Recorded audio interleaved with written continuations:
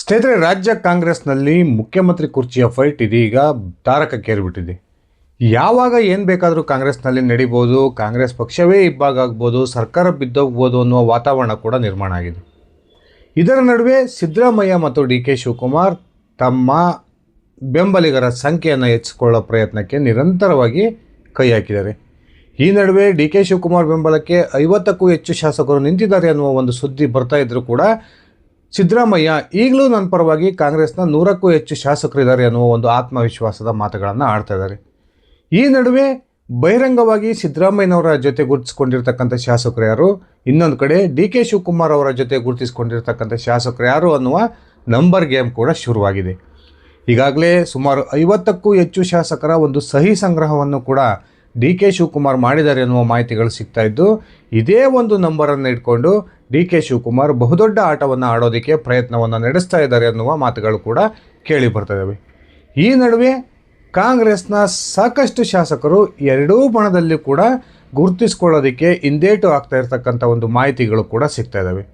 ಈ ಒಂದು ಶಾಸಕರ ಈ ಒಂದು ತಟಸ್ಥ ನಿಲುವಿನ ಹಿಂದೆ ಬಹುದೊಡ್ಡ ಭಯ ಒಂದು ಕಾಡ್ತಾ ಇದೆ ಅನ್ನುವ ಮಾತುಗಳು ಕೇಳಿ ಬರ್ತಾ ಇದ್ದು, ಆ ಭಯದ ಕಾರಣಕ್ಕೇ ಈಗ ಎರಡೂ ಬಣದಲ್ಲಿ ನಾವು ಗುರುತಿಸ್ಕೊಳ್ಳೋದು ಬೇಡ, ನಮ್ಮ ಪಾಡಿಗೆ ನಾವು ಇರೋಣ ಅನ್ನುವ ಒಂದು ಮನಸ್ಥಿತಿಗೆ ಈ ಕಾಂಗ್ರೆಸ್ನ ಶಾಸಕರು ಬಂದಿದ್ದಾರೆ. ಬನ್ನಿ ಸ್ನೇಹಿತರೆ, ಹಾಗಾದರೆ ನಿಜಕ್ಕೂ ಕೂಡ ತಟಸ್ಥ ಬಣದಲ್ಲೇ ಉಳಿಯೋ ಪ್ರಯತ್ನಕ್ಕೆ ಕೈ ಹಾಕಿರ್ತಕ್ಕಂಥ ಕಾಂಗ್ರೆಸ್ ಶಾಸಕರಿಗೆ ಕಾಡ್ತಾ ಇರ್ತಕ್ಕಂಥ ಭಯ ಏನು, ನಿಜಕ್ಕೂ ಕೂಡ ರಾಜ್ಯದ ಕಾಂಗ್ರೆಸ್ ಸರ್ಕಾರ ಪತನ ಆಗುತ್ತಾ ಅಥವಾ ತನ್ನ ಅಸ್ತಿತ್ವವನ್ನು ಉಳಿಸ್ಕೊಳ್ಳೋದ್ರ ಮೂಲಕ ಇನ್ನೂ 30 ತಿಂಗಳ ಅವಧಿಯಲ್ಲಿ ಸರ್ಕಾರ ಉಳಿಯುತ್ತಾ ಒಂದ್ಸರಿ ತಿಳ್ಕೊಂಡು ಬರೋಣ. ಅದಕ್ಕಿಂತ ಮುಂಚೆ ನೀವಿನ್ನು ನನ್ನ ಇಟ್ಕೆ ಮತ್ತು ಯೂಟ್ಯೂಬ್ ಚಾನಲ್ಗೆ ಸಬ್ಸ್ಕ್ರೈಬ್ ಮಾಡ್ಕೊಂಡಿಲ್ಲ ಅಂದರೆ ದಯವಿಟ್ಟು ಸಬ್ಸ್ಕ್ರೈಬ್ ಮಾಡಿಕೊಂಡು ಬೆಲ್ ಬಟನ್ನ ಕ್ಲಿಕ್ ಮಾಡಿ. ನಾನು ಕೊಡ್ತಕ್ಕಂಥ ಮಾಹಿತಿ ನಿಮ್ಗೆ ಇಷ್ಟ ಆಗಿದ್ದರೆ ಈ ವಿಡಿಯೋಗೆ ಲೈಕ್ ಮಾಡಿ, ಶೇರ್ ಮಾಡಿ, ಕಮೆಂಟ್ ಮಾಡಿ. ಸ್ನೇಹಿತರೆ, ರಾಜ್ಯ ಕಾಂಗ್ರೆಸ್ನಲ್ಲಿ ನಂಬರ್ ಗೇಮ್ ಶುರುವಾಗಿದೆ. ಒಂದು ಕಡೆ ಸಿದ್ದರಾಮಯ್ಯ ತನ್ನ ಜೊತೆ ಇರತಕ್ಕಂಥ ಶಾಸಕರನ್ನು ಉಳಿಸ್ಕೊಳ್ಳೋದಕ್ಕೆ ಸಾಕಷ್ಟು ಪ್ರಯತ್ನವನ್ನು ಮಾಡ್ತಾ ಇದ್ದಾರೆ.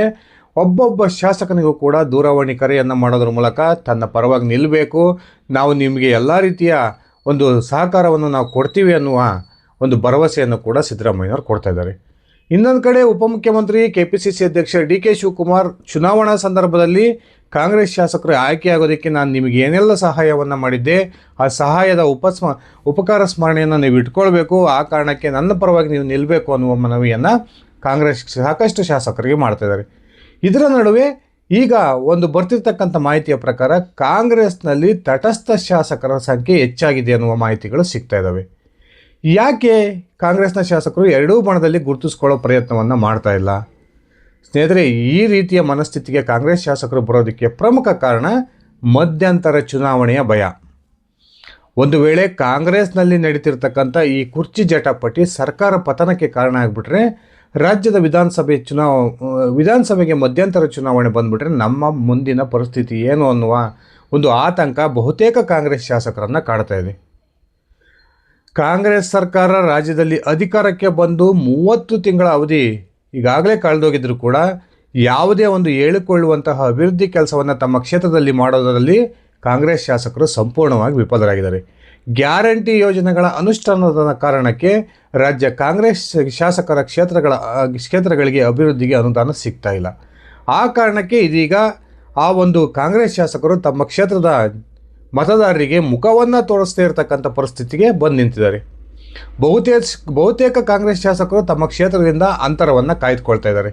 ಇಂತಹ ಒಂದು ಪರಿಸ್ಥಿತಿಯಲ್ಲಿ ಈ ಇಬ್ಬರೂ ನಾಯಕರ ನಡುವಿನ ಒಂದು ಜಟಾಪಟಿ ಸರ್ಕಾರದ ಪತನಕ್ಕೆ ಏನಾದರೂ ಕಾರಣ ಆಗಿಬಿಟ್ರೆ, ಮಧ್ಯಂತರ ಚುನಾವಣೆ ಬಂದರೆ ನಾವು ಸೋಲೋದು ಖಚಿತ ಅನ್ನುವ ಒಂದು ಲೆಕ್ಕಾಚಾರದಲ್ಲಿ ಇದೀಗ ಕಾಂಗ್ರೆಸ್ ಶಾಸಕರು ಎರಡೂ ಬಣವನ್ನು ನಾವು ಬೆಂಬಲ ಕೊಡೋದು ಬೇಡ, ನಮ್ಮ ಪಾಡಿಗೆ ನಾವು ಇದ್ದು ಬಿಡೋಣ, ಕಾಂಗ್ರೆಸ್ ಹೈಕಮಾಂಡ್ ಯಾವ ನಿರ್ಧಾರವನ್ನು ತೆಗೆದುಕೊಳ್ಳುತ್ತೋ ಆ ನಿರ್ಧಾರಕ್ಕೆ ನಾವು ಬದ್ಧವಾಗಿರೋಣ, ಒಟ್ಟಿನಲ್ಲಿ ಸಿದ್ದರಾಮಯ್ಯನವರಾದರೂ ಮುಖ್ಯಮಂತ್ರಿ ಸ್ಥಾನದಲ್ಲಿ ಮುಂದುವರಿಲಿ, ಡಿ ಕೆ ಶಿವಕುಮಾರ್ ಆದರೂ ಮುಖ್ಯಮಂತ್ರಿ ಸ್ಥಾನಕ್ಕೆ ಬಂದು ಕೂರಲಿ, ನಮಗೇನೂ ಆಗಬೇಕಾಗಿಲ್ಲ, ಒಟ್ಟಿನಲ್ಲಿ ಇನ್ನು 30 ತಿಂಗಳ ಅವಧಿಗೆ ಸರ್ಕಾರ ತನ್ನ ಅಸ್ತಿತ್ವವನ್ನು ಉಳಿಸ್ಕೊಳ್ಬೇಕು, ಇದೇ ನಮ್ಮ ಪ್ರಮುಖ ಅಜೆಂಡಾ ಅಂತಕ್ಕಂಥ ಒಂದು ಮನಸ್ಥಿತಿಗೆ ಕಾಂಗ್ರೆಸ್ನ ಬಹುತೇಕ ಶಾಸಕರು ಬಂದಿದ್ದಾರೆ. ಒಂದು ಕಡೆ KPCC ಅಧ್ಯಕ್ಷ ಡಿ ಕೆ ಶಿವಕುಮಾರ್ ಅವರ ಪರವಾಗಿ ಏನಾದರೂ ತಾವು ಬೆಂಬಲವನ್ನು ಕೊಟ್ಟರೆ ಮುಂದಿನ ಚುನಾವಣೆಯಲ್ಲಿ ಅಹಿಂದ ವರ್ಗವನ್ನು ನಾವು ಎದುರಾಕೊಳ್ಬೇಕು ಅನ್ನುವ ಆತಂಕ ಕಾಡ್ತಾ ಇದ್ದರೆ, ಇನ್ನೊಂದು ಕಡೆ ಸಿದ್ದರಾಮಯ್ಯನವರು ಈಗಾಗಲೇ ರಾಜಕೀಯ ನಿವೃತ್ತಿಯ ಅಂಚಿನಲ್ಲಿದ್ದಾರೆ. ಸಿದ್ದರಾಮಯ್ಯನವರ ಬೆಂಬಲಕ್ಕೆ ಏನಾದರೂ ನಾವು ಬಹಿರಂಗವಾಗಿ ನಿಂತು ಮುಂದಿನ ಚುನಾವಣೆಯಲ್ಲಿ ಡಿ ಕೆ ಶಿವಕುಮಾರ್ ರಾಜ್ಯದ ಕಾಂಗ್ರೆಸ್ನ ನೇತೃತ್ವವನ್ನು ವಹಿಸಿಕೊಂಡು ಚುನಾವಣೆ ಎದುರಿಸೋದೇ ಆದರೆ ನಮಗೆ ಟಿಕೆಟ್ ಸಿಗುತ್ತೋ ಇಲ್ವೋ, ಅಥವಾ ಡಿ ಕೆ ಶಿವಕುಮಾರ್ ನಮ್ಮ ಬೆಂಬಲಕ್ಕೆ ಆ ಒಂದು ಸಂದರ್ಭದಲ್ಲಿ ನಿಲ್ತಾರಾ ಇಲ್ವೋ ಅನ್ನೋ ಒಂದು ಆತಂಕ ಕೂಡ ಕಾಂಗ್ರೆಸ್ನ ಬಹುತೇಕ ಶಾಸಕರಿಗೆ ಕಾಡ್ತಾ ಇದೆ. ಆ ಕಾರಣಕ್ಕೆ ಅವರು ಬೇಡ ಇವರು ಬೇಡ, ಕಾಂಗ್ರೆಸ್ ಹೈಕಮಾಂಡ್ ಏನು ಹೇಳುತ್ತೋ ಆ ರೀತಿ ನಾವು ಕೇಳೋಣ ಅನ್ನುವ ಮನಸ್ಥಿತಿಗೆ ಬಹುತೇಕ ಕಾಂಗ್ರೆಸ್ ಶಾಸಕರು ಬಂದು ನಿಂತಿದ್ದು, ಇದೀಗ ಏನು ಈ ಎರಡೂ ಬಣದ ನಾಯಕರು ತಮ್ಮ ಶಾಸಕರ ಸಂಖ್ಯೆಯನ್ನು ಹೆಚ್ಚಿಸ್ಕೊಳ್ತಕ್ಕಂಥ ಪ್ರಯತ್ನವನ್ನು ಮಾಡ್ತಿದ್ದಾರೆ. ಈ ಒಂದು ಪ್ರಯತ್ನದ ಮಧ್ಯವೇ ಕಾಂಗ್ರೆಸ್ನಲ್ಲಿ ತಟಸ್ಥ ಬಣದ ಶಾಸಕರ ಸಂಖ್ಯೆ ಹೆಚ್ಚಾಗಿದೆ ಅನ್ನುವ ಮಾತುಗಳು ಕೂಡ ಕೇಳಿ ಬರ್ತದವೆ. ಸ್ನೇಹಿತರೆ, ಇತ್ತೀಚೆಗೆ ತಾನೇ ಡಿ ಕೆ ಶಿ ಪರವಾಗಿ ಬ್ಯಾಟ್ ಬೀಸೋದಕ್ಕೆ ದೆಹಲಿಗೆ ಹೋಗಿ ವಾಪಸ್ ಬಂದಂಥ ಬಹುತೇಕ ಶಾಸಕರು ಕೆಲವೊಂದು ನೆಪಗಳನ್ನು ಹೇಳ್ತಾ ಇದ್ದಾರೆ. ನಾವು ನಮ್ಮ ವೈಯಕ್ತಿಕ ಕೆಲಸಕ್ಕೆ ದೆಹಲಿಯ ಪ್ರವಾಸವನ್ನು ಕೈಗೊಂಡಿದ್ವಿ, ರಾಜ್ಯದಲ್ಲಿ ಸಚಿವ ಸಂಪುಟ ಪುನರ್ರಚನೆ ಆಗುತ್ತೆ, ಅದಕ್ಕೆ ನಾವು ಮಂತ್ರಿ ಸ್ಥಾನವನ್ನು ಕೇಳೋದಕ್ಕೆ ಹೋಗಿದ್ವಿ ಅನ್ನುವ ಸಬೂಬನ್ನು ಬಹುತೇಕ ಶಾಸಕರು ಹೇಳ್ತಾ ಇದ್ದಾರೆ. ಇನ್ನೊಂದು ಕಡೆ ಸಿದ್ದರಾಮಯ್ಯನವರು ಪ್ರತಿಯೊಬ್ಬ ಶಾಸಕನಿಗೂ ಕೂಡ ದೂರವಾಣಿ ಕರೆಯನ್ನು ಮಾಡೋದ್ರ ಮೂಲಕ ತನ್ನ ಬಳಗದಲ್ಲಿರ್ತಕ್ಕಂಥ ಶಾಸಕರನ್ನು ತನ್ನ ಬಳಗದಲ್ಲೇ ಉಳಿಸ್ಕೊಳ್ಳೋ ಪ್ರಯತ್ನಕ್ಕೆ ಕೈ ಹಾಕಿದರೆ, ಇನ್ನೊಂದು ಕಡೆ ಸತೀಶ್ ಜಾರಕಿಹೊಳಿ ಅವರಿಗೆ ಮಹತ್ವದ ಒಂದು ಜವಾಬ್ದಾರಿಯನ್ನು ಸಿದ್ದರಾಮಯ್ಯ ಕೊಟ್ಟಿದ್ದಾರೆ ಅನ್ನುವ ಮಾತುಗಳು ಕೇಳಿ ಬರ್ತಾ ಇದ್ದು, ತಮ್ಮ ಬಳಗದಲ್ಲಿರ್ತಕ್ಕಂಥ ಶಾಸಕರನ್ನು ತಮ್ಮ ಬಣದಲ್ಲೇ ಉಳಿಸ್ಕೊಳ್ಬೇಕು, ಡಿ ಕೆ ಶಿವಕುಮಾರ್ ಪರವಾಗಿ ಯಾರೆಲ್ಲ ಒಂದು ಧ್ವನಿಯನ್ನು ಎತ್ತಾ ಇದ್ದಾರೆ ಅವರನ್ನು ಕೂಡ ಸಂಪರ್ಕ ಮಾಡಿ ನಮ್ಮ ಬಣಕ್ಕೆ ಎಳ್ಕೊಳ್ಬೇಕು ಅನ್ನುವ ಒಂದು ಮಹತ್ವದ ಜವಾಬ್ದಾರಿಯನ್ನು ಸತೀಶ್ ಜಾರಕಿಹೊಳಿ ಅವರಿಗೆ ನೀಡೋದ್ರ ಮೂಲಕ ಸಿದ್ದರಾಮಯ್ಯ ಕೂಡ ನಂಬರ್ ಗೇಮ್ ಆಟವನ್ನು ಶುರು ಮಾಡಿದ್ದಾರೆ. ನಿನ್ನೆ ಏನು ಮಲ್ಲಿಕಾರ್ಜುನ್ ಖರ್ಗೆ ಅವರೊಂದಿಗೆ ಒಂದು ಕ್ಲೋಸ್ ಡೋರ್ ಮೀಟಿಂಗಲ್ಲಿ ಸಿದ್ದರಾಮಯ್ಯನವರು ಭಾಗವಹಿಸಿದರು. ಅದಾದ ನಂತರವೂ ಕೂಡ ಸಿದ್ದರಾಮಯ್ಯನವರ ಪುತ್ರ ಯತೀಂದ್ರ ಸಿದ್ದರಾಮಯ್ಯ ಉಳಿದಿರ್ತಕ್ಕಂಥ ಅವಧಿಗೂ ಕೂಡ ತನ್ನ ತಂದೆಯವರೇ ಮುಖ್ಯಮಂತ್ರಿ ಸ್ಥಾನದಲ್ಲಿ ಮುಂದುವರಿತಾರೆ ಅನ್ನುವ ಘಂಟಾಘೋಷವಾಗಿ ಹೇಳಿದರೆ, ಇನ್ನೊಂದು ಕಡೆ ಸಿದ್ದರಾಮಯ್ಯ ಹೈಕಮಾಂಡ್ ತೆಗೆದುಕೊಳ್ತಕ್ಕಂಥ ನಿರ್ಧಾರಕ್ಕೆ ನಾನು ಬದ್ಧ ಅನ್ನುವ ಹೇಳಿಕೆಯನ್ನು ಕೊಡ್ತಾ ಇದ್ದಾರೆ.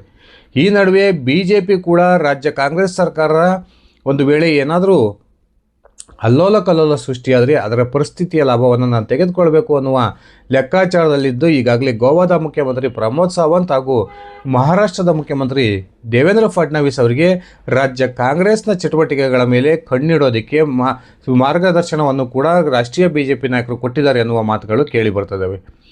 ಈ ನಡುವೆ ನಿಜಕ್ಕೂ ಕೂಡ ಕಾಂಗ್ರೆಸ್ ಹೈಕಮಾಂಡ್ ಕೊಟ್ಟಿರ್ತಕ್ಕಂಥ ಭರವಸೆಯನ್ನು ಈಡೇರಿಸಿಲ್ಲ ಅನ್ನೋ ಕಾರಣಕ್ಕೆ ಏನು ಡಿ ಕೆ ಬಣ ಈಗಾಗಲೇ ಸಿಡಿದಿದೆ. ನಿನ್ನೆ ಏನು ರಾಹುಲ್ ಗಾಂಧಿಯವರ ಒಂದು ಸ್ಪಷ್ಟ ಸಂದೇಶ ಬಂದಿದೆ, ನಾವು ನಿಮಗೆ ಕೊಟ್ಟಿರ್ತಕ್ಕಂಥ ಮಾತನ್ನು ಯಾವುದೇ ಕಾರಣಕ್ಕೂ ತಪ್ಪಲ್ಲ, ಆದರೆ ಈ ಮಾತನ್ನು ನಾವು ಈಡೇರಿಸಬೇಕಂದ್ರೆ ಸ್ವಲ್ಪ ದಿನ ಕಾಲಾವಕಾಶ ಬೇಕು ಅನ್ನುವ ಒಂದು ಹೇಳಿಕೆಯನ್ನು ಡಿ ಕೆ ಶಿವಕುಮಾರ್ ಅವರಿಗೆ ರವಾನಿಸಿದ್ದಾರೆ ಅನ್ನುವ ಮಾತುಗಳು ಏನು ಕೇಳಿ ಬರ್ತಾ ಇದ್ದಾವೆ. ನಿಜಕ್ಕೂ ಡಿ ಕೆ ಶಿವಕುಮಾರ್ ಇಂತಹ ಪರಿಸ್ಥಿತಿಯಲ್ಲಿ ರಾಹುಲ್ ಗಾಂಧಿಯವರ ಒಂದು ಮನವಿಯನ್ನು ಒಪ್ಪೋದಕ್ಕೆ ಸಾಧ್ಯನಾ ಅನ್ನುವ ಪ್ರಶ್ನೆಗಳು ಕೂಡ ಉಟ್ಕೊಂಡಿದ್ದಾವೆ. ಇನ್ನೊಂದು ಕಡೆ ಸಿದ್ದು ಬಳಗ ಕೂಡ ಒಂದು ವೇಳೆ ಸಿದ್ದರಾಮಯ್ಯನವರನ್ನು ಕೆಳಗಿಳಿಸಿದರೆ ಮುಂದೆ ಏನೆಲ್ಲ ಕಾರ್ಯತಂತ್ರವನ್ನು ಮಾಡ್ಬೋದು ಅನ್ನುವ ಲೆಕ್ಕಾಚಾರದಲ್ಲಿ ತೊಡಗಿದ್ರೆ, ಡಿ ಕೆ ಶಿವಕುಮಾರ್ ಕೂಡ ಈಗಾಗಲೇ ಹೈಕಮಾಂಡನ್ನು ಧಿಕ್ಕರಿಸಿ ಮುಂದಿನ ರಾಜಕೀಯ ನಿರ್ಧಾರದ ಕಡೆಗೂ ಕೂಡ ಯೋಚನೆಯನ್ನು ಮಾಡ್ತಿದ್ದಾರೆ.